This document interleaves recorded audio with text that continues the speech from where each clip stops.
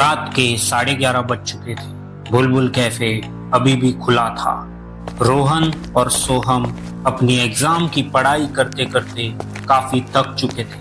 उन्हें काफी नींद आ रही थी, इसलिए वो लोग बुलबुल कैफे आए थे ताकि कॉफी की एक चुस्की लेकर अपनी नींद मिटा सके। रोहन बोला, और भाई सोहम, हो गई कल की तैयारी? मुझे तो बहुत नींद आ रही है, पता नहीं कल क्या होगा। नींद तो मुझे भी आ रही है, और तू टेंशन मत ले यार। थोड़ी सी कॉफी मार के रिवीजन जल्दी से जल्दी खत्म करके सो जाते हैं। पढ़ा तो काफी है, बस याद आ जाए। चल, बुलबुल कैफे आ गया। दोनों रोहन और सोहम बुलबुल कैफे में दाखिल हुए। अंदर का माहौल हल्की लाल रोशनी से भरा हुआ था। काउंटर पर कोई नहीं था। रोहन ने बोला, भाई सोहम, आज तो काफी देर हो गई ना, 12 बजने को आ गए और ये कैफे अभी तक खुला हुआ है। जहाँ तक मुझे पता है इसे तो 10 बजे बंद होना चाहिए था ना। अरे तुझे क्यों पड़ी इतनी? इनका कोई स्पेशल गेस्ट आने वाला होगा तभी इतनी देर तक खुला है। खैर, काउंटर पर कोई नहीं दिख रहा। सर जी, भाई साहब, कोई है? 2 स्ट्रॉन्ग कॉफी मिल जाती तो बड़ी मेहरबानी हो जाती। वो क्या है ना, काफी जोर की नींद आ रही है। हेलो राजू वेटर जी। जैसे ही सोहम ने ये कहा, अचानक कैफे की मंद रोशनी झपकने लगी। कुछ सेकंड तक ऐसे ही हुआ और फिर सब थम गया।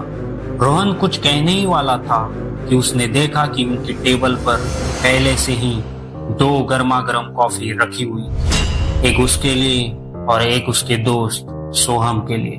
अरे वाह, ये तो जादू हो गया। पहली बार यहाँ हमें समय से कॉफी मिली है। बहुत बहुत धन्यवाद वेटर जी। जादू? ये कैसे हो सकता है रोहन? कहीं कुछ गड़बड़ तो नहीं है? अरे सोहम, जो होता है अच्छे के लिए होता है। हमें जल्दी से जल्दी रिवीजन करके सोना है, तो उसी वजह से हमारी कॉफी भी इन लोगों ने जल्दी बना के दे। तू ना ज्यादा सोच मत, चुपचाप कॉफी खत्म करके निकलते हैं यहाँ से। कल जल्दी उठना भी तो है। सोहम को भी कुछ ज्यादा कहने का मन नहीं था। पूरे दिन पढ़ाई करने के बाद वो काफी थक चुका था। उसने चुपचाप रोहन की बात मान ली।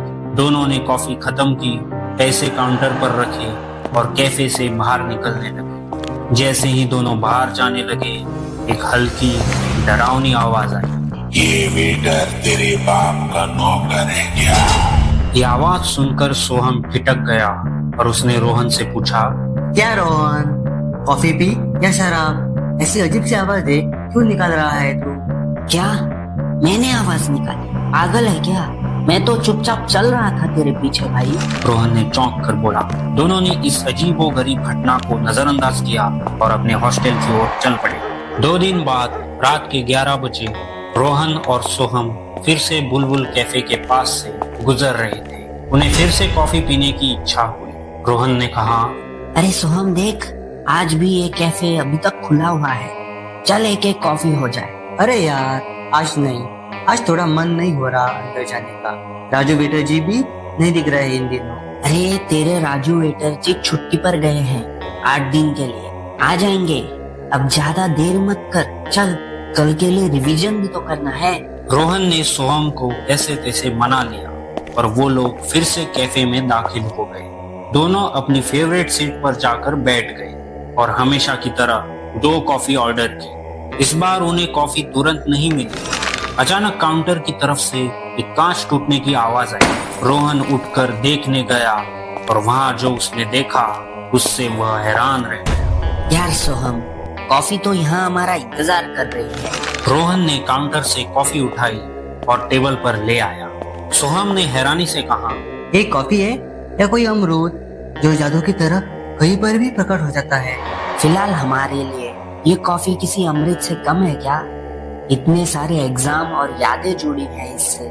ये ले पी, कल तो बहुत सारे फॉर्मूले याद करने हैं हमें। दोनों ने कॉफी पी, पैसे काउंटर पर रखे और बाहर निकलने लगे। जब वो लोग कैफे से बाहर निकल रहे थे, फिर से वही डरावनी आवाज उनको सुनाई दी। ये वेटर तेरे बाप का नौकर है क्या? क्या मजाक है रोहन? क्यों निकल रहा है ऐसी आवाजें, वो भी बाहर निकलते वक्त? सोहम ने झुलझुला कर कहा। रोहन घबराते हुए बोला, भाई मैं सच बोल रहा हूँ, मैंने कुछ नहीं कहा। मुझे भी आवाज सुनाई दी। इस कैफे में कुछ तो गड़बड़ है। चल जल्दी निकलते हैं यहाँ से। जैसे ही उन्होंने कैफे छोड़ने का मन बनाया, अचानक कैफे का मेन दरवाजा जोर से बंद हुआ। दोनों कांपने लगे। रोहन घबराया हुआ बोला, कौन है भाई? हमने कॉफी का पूरा पेमेंट कर दिया है, फिर हमारे साथ ये क्या हो रहा है? मैंने तो तुझे पहले ही कहा था रोहन, तूने तो जिद की थी कॉफी के लिए, और अब देख क्या हो रहा है। पिछली बार जब हम यहाँ आए थे तब भी कुछ अजीब हुआ था, पता नहीं, लेकिन जब से राजू वेटर जी छुट्टी पर गए हैं तब से यहाँ कुछ ठीक नहीं लग रहा। कहीं ना कहीं कुछ तो उल्टा सीधा हो रहा है यहाँ। तभी अचानक काउंटर के पीछे से किसी के पेन से कागज पर जोर जोर से लिखने जैसी अजीब आवाज आने लगी। ऐसा लग रहा था कि कोई पेन से कोरे कागज को खरोच रहा हो। दोनों डर के मारे उस आवाज की तरफ भागे और वहां उन्हें एक चिट्ठी पड़ी मिली। रोहन ने चिट्ठी उठाई और पढ़ना शुरू किया। उसमें लिखा था, इस बुलबुल कैफे के पीछे वाली गली में जाओ। पहली मंजिल पर एक गुप्त कमरा है। वहाँ जो सीसीटीवी फुटेज रिकॉर्डिंग्स है उसे जाकर पुलिस के हवाले कर दो अभी के अभी।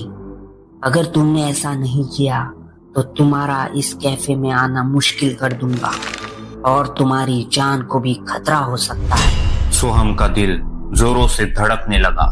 वो घबरा कर बोला, भाई आप जो कोई भी हो प्लीज हमें जाने दो, हमें कल एग्जाम की तैयारी करनी है। अचानक कैफे की लाइट झपकने लगी और कैफे में तेज हवा बहने लगी। हालांकि दरवाजा अंदर से बंद था।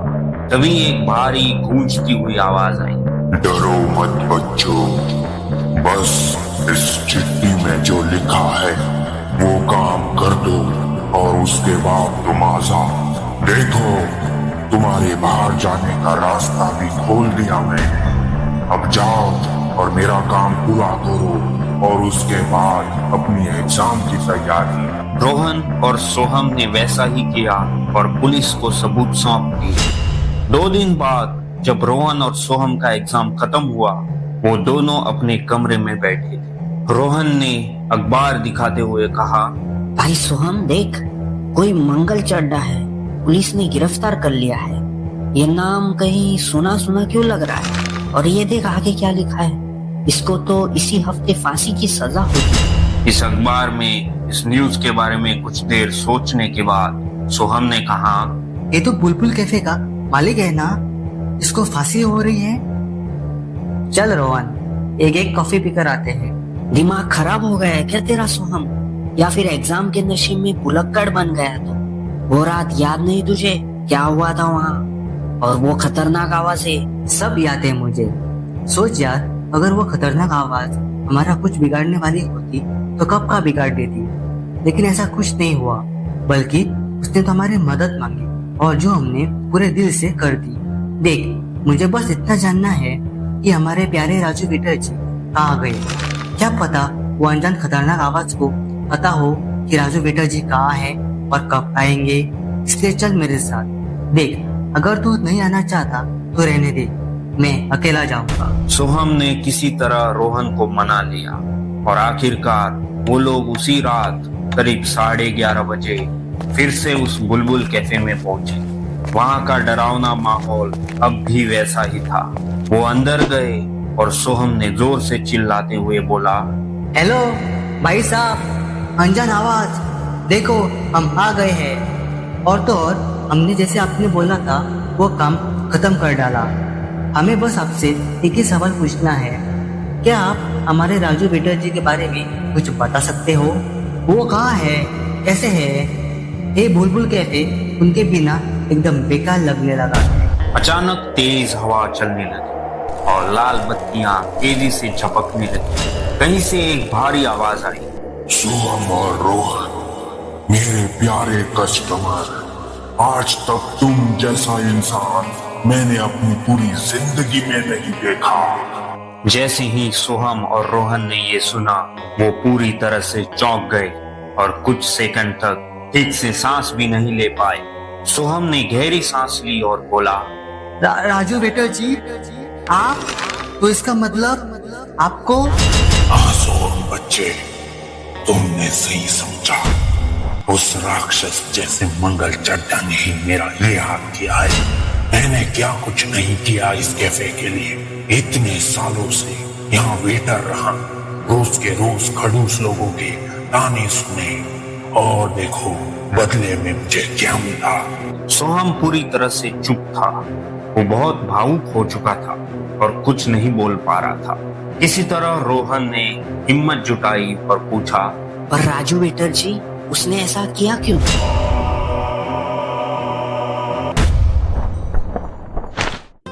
राजू 3 प्लेट बिरयानी 3 बैठे हुए ग्राहकों के लिए लाता है, लेकिन रायता लाना भूल जाता है। तो एक ग्राहक गुस्से में चिल्लाते हुए बोलता है, अब बिरयानी के साथ रायता क्या मैं मेरे घर से लेकर आऊं? ए वेटर, कितना वेट कराएगा तू? अभी तक मामूली सी चाय भी नहीं ला पाया। दूसरी टेबल से एक और ग्राहक चिल्लाते हुए बोला। राजू हर दिन हर पल इस बुलबुल कैफे में यही बेइज्जती सहता था, लेकिन वो हमेशा अपने काम के प्रति ईमानदार और विनम्र बना रहा, क्योंकि उसे अपनी बहन की शादी के लिए पैसे बचाने। उसने कभी किसी ग्राहक के साथ बदतमीजी नहीं की, ना ही उसने अपने मालिक मंगल चड्ढा से इसकी कोई शिकायत की। जब भी कोई ग्राहक राजू से बदतमीजी करता, मंगल चड्ढा उसे देखता और उसके मजे लेता। राजू मंगल के पास जाता है और कहता है, साहब, बस कुछ दिन बचे हैं मेरी बहन की शादी में। थोड़ा रहम खाकर मेरे 1 साल के पगार दे दीजिए, वरना शादी रुक जाएगी। बाद में भले ही मेरे पगार रोक दीजिए, लेकिन बस मेरी बहन के लिए साहब। इस कैफे के ग्राहक तो ठीक से संभाले नहीं जा रहे तुमसे, और पगार पगार का रोना लगाते हो। बोला ना दे दूंगा, थोड़े दिन रुक जाओ। अब जाओ, ठीक से अपना काम संभालो। जब भी राजू अपनी मेहनत की कमाई मांगता, ये मंगल चड्ढा हर बार यही बोल के राजू को चुप कराता था। लेकिन मंगल ने कभी राजू को समय पर उसकी पूरी पगार नहीं दी। राजू किचन में जाता है और बाकी ग्राहकों का खाना परोसने के लिए लाता है। एक ग्राहक कहता है, खाना तो तुम लेकर आए, लेकिन इसमें नमक इतना कम है कि गली का कुत्ता भी ना सूंघे इसे। तुमको वेटर बनाया किसने? राजू निराश होकर विनम्रता से कहता है, सर जी, वो खाना तो किचन में शेफ लोगों ने बनाया है ना। जैसे ही राजू ये कहता है, वो बैठा हुआ ग्राहक उठकर तेज आवाज में चिल्लाता है, अपने मेहमानों से ऐसे बात करते हो? कैसे वेटर हो तुम? अरे ओ मंगल साहब, कैसा वेटर रखा है आपने अपने कैफे में? ये सुनते ही पूरा कैफे खाली हो गया और सभी ग्राहक अधूरा खाना छोड़कर वहां से चले गए। मंगल चड्ढा गुस्से में चिल्लाया, नालायक, ये तूने क्या किया? मेरे सारे ग्राहक भगा दिए। अब साल का पगार तो छोड़, तुझे कल से यहाँ काम ही नहीं मिलेगा। निकल मेरे कैफे से अब इसी वक्त। राजू मंगल चड्ढा से मिन्नतें करता है, लेकिन मंगल चड्ढा उसकी एक नहीं सुनता और उसे बेइज्जत करके वहां से भगा देता है। मंगल चड्ढा अपने कैफे का ये नुकसान बर्दाश्त नहीं कर पाता और वो गुस्से में आकर एक गुंडे को पैसे देकर राजू को रास्ते से हटाने के लिए बोलता है। दिल टूटा राजू अपने किस्मत से परेशान रास्ते से अपने घर जा ही रहा होता है कि तभी नामुमकिन, ये कैसे हो गया राजू वेटर जी? हम तो मंगल चड्ढा को एक भला इंसान समझते थे, इतनी घटिया हरकत की उसने आपके साथ। सोहम पूरी तरह से टूट चुका था। अपने फेवरेट वेटर राजू के साथ जो हुआ वो सुनकर वो अपनी आंखों और कानों पर यकीन नहीं कर पा रहा था। भूतिया राजू भावुक होकर बोलता है, इस समाज ने यही इनाम दिया मेरी ईमानदारी और मेहनत का। एक ऐसा इनाम जिसने मेरी बहन की शादी तोड़ दी, ऐसा इनाम जिसने मुझे सबके सामने शर्मिंदा कर दिया, ऐसा इनाम जिसने आज मेरी ये हालत कर दी। सोहम ने गहरी सांस ली और फिर उसने कहा, राजू वेटर जी, आपको इंसाफ दिलाने के लिए जो भी हमें करना होगा वो हम करेंगे। बताइए, हम आपकी कैसे मदद कर सकते हैं? जितना तुम लोगों ने मेरे लिए करना था वो सब तो कर चुके हो रोहन और सोहन। मंगल चड्ढा को बहुत जल्द फांसी होने वाली है और वो आदमी जिसने मुझ पर बेरहमी से गाड़ी चढ़ाई वो भी अपने गुनाहों की सजा भुगतेगा। बस राजू वेटर जी, आज से इस कैफे को हम राजू कैफे के नाम से चलाएंगे। जो भी पैसे आएंगे उससे हम आपकी छोटी बहन की शादी करवाएंगे और आगे से किसी भी वेटर की बेइज्जती नहीं होने देंगे। भूतिया राजू की आंखों में आंसू आ जाते हैं और फिर वो अचानक प्यारी मुस्कान देके वहां से गायब हो जाता है। हो सकता है कि उसे शांति मिल चुकी हो। कुछ दिनों बाद रोहन और सोहम ने कैफे संभाल लिया। बुलबुल कैफे का नाम हटाकर इस कैफे का नाम राजूस कैफे रख दिया गया। अगले 2 महीनों के अंदर सोहम और रोहन ने राजू की बहन की शादी करवा दी। राजू के कातिलों को कड़ी से कड़ी सजा मिली और उस दिन के बाद राजूस कैफे में किसी भी ईमानदार और मेहनती वेटर का अपमान नहीं हुआ।